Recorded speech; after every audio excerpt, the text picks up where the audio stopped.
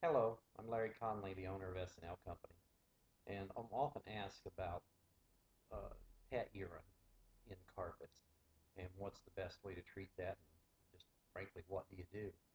Um, I'm also asked about whether or not a pet's going to come back to that odor time after time once it's in the carpet. The answer to that, of course, is yes. There's no way to totally remove the odor from a carpet to a point that a dog could not smell it because they are such good smellers. They can smell it forever. So you can't deodorize carpet to the point that a dog couldn't find it. But what you can do immediately to solve your problem is to try to get the urine absorbed out of the carpet as quickly as possible. Gravity really works against you as soon as that urine hits the carpet. And what may look like a small 2 or 3 inch diameter spot on top of the carpet, once it hits the backing of the carpet, it spreads out to 6 or 8 inches in diameter, maybe a foot in diameter. It hits the pad and it further spreads out to maybe a foot or two in diameter. So it's more like an iceberg. You may only see a 2 or 3 inch spot on the top of the carpet, but you could have a spot that's a foot or more in the pad of the carpet. So, and then if you try to clean it with most of the electric do-it-yourself type of carpet cleaners, that further spreads the urine uh, all over the bottom of the carpet. Sometimes you can pull that carpet up, and what started off as a simple 2 or 3 inch spot now is 3 or 4 feet in diameter, where that water mixed with the urine and then just spread it underneath of the backing of the carpet everywhere.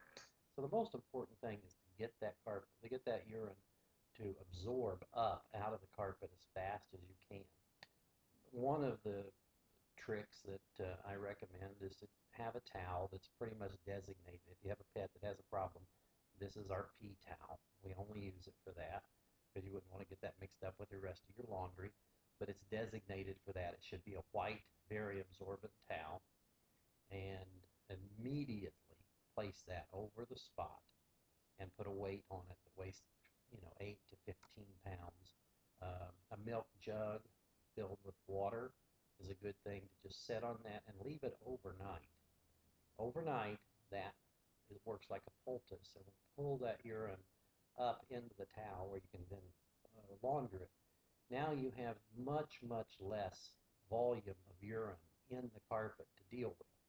So you reduce the amount now that you have to clean and deodorize. Another thing is you can grab a box of regular old table salt and pour it on top of the spot and let that absorb into the salt.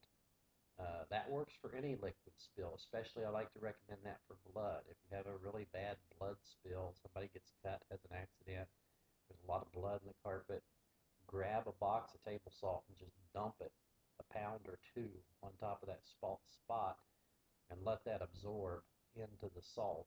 Then you can clean the salt up, and salt's not that hard to clean.